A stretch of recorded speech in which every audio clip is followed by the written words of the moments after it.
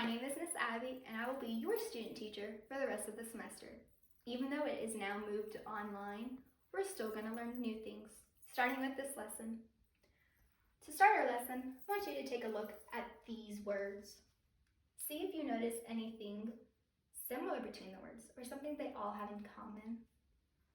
We have Webster's Dictionary, Elmer's Glue, Wendy's, Domino's Pizza, and McDonald's. I'll give you a second to see if you notice anything similar between these words. Something that I noticed is that they all have this punctuation mark. This punctuation mark is called an apostrophe. It kind of looks like a comma, but instead of being lower to the letters on the bottom of the line, this punctuation mark is towards the top of the letters, or towards the top of the line. There are two ways we use apostrophes. The first way is contractions. Contractions are like isn't, can't, don't, or shouldn't. There's a few others that we'll learn about in another lesson, but today we're actually going to focus about the second way we can use apostrophes, which is using apostrophes in possessive nouns. Before we move towards how we use that, let's break the word possessive noun apart. A noun is a person, place, or thing. So when we add the word possessive to that noun, it turns into something belonging to a person or thing. It shows ownership. So just like I own things, about adding that apostrophe with an S shows that it belongs to me. Let's look at it some more. There are two types of possessive nouns. We have singular possessives, which will always be an apostrophe S. It belongs to one. For me, for example, this is Miss Abby's book. This is Miss Abby's marker. That is my sister's chair. Those would be examples of singular possessive because it belongs to one person. Some other examples I have up here for us to look at are the bee's hive, the girl's book, and look at this one super carefully, the walrus's tusk. I underlined the S here because this is a special case. This word ends in an S, and even with singular possessive nouns, if it ends in an S, you will still and always add an apostrophe S. So singular possessive, apostrophe S. And the second way is plural possessive. That means it belongs to two or more. Some examples I have on here are the bee's hive, meaning multiple bees live in that hive. The dog's bones, multiple dogs' bones. And if the word ends in an S, like Chris, you will just add the apostrophe.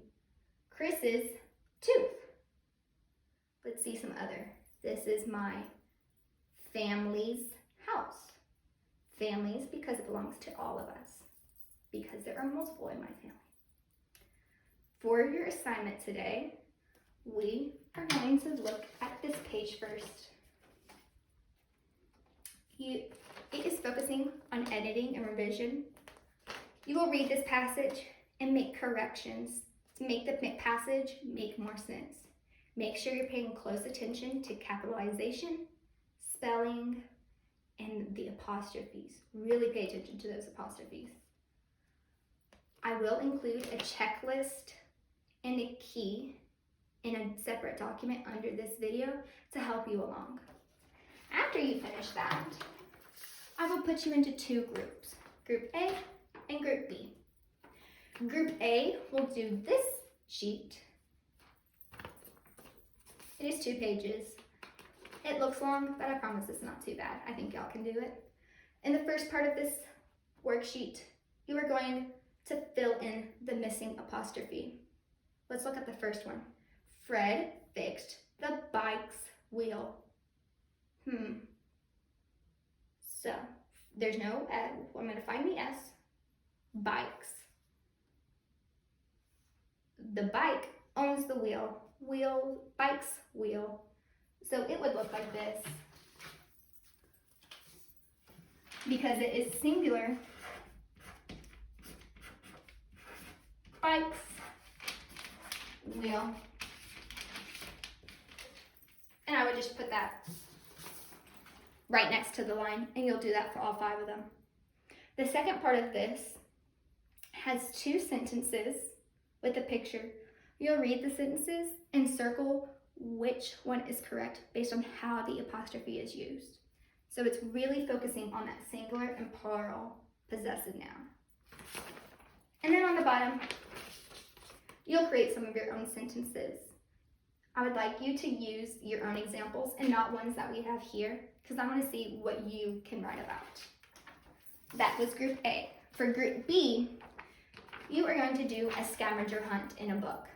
You will write the book's title and the author, the example you found in the book, and the page.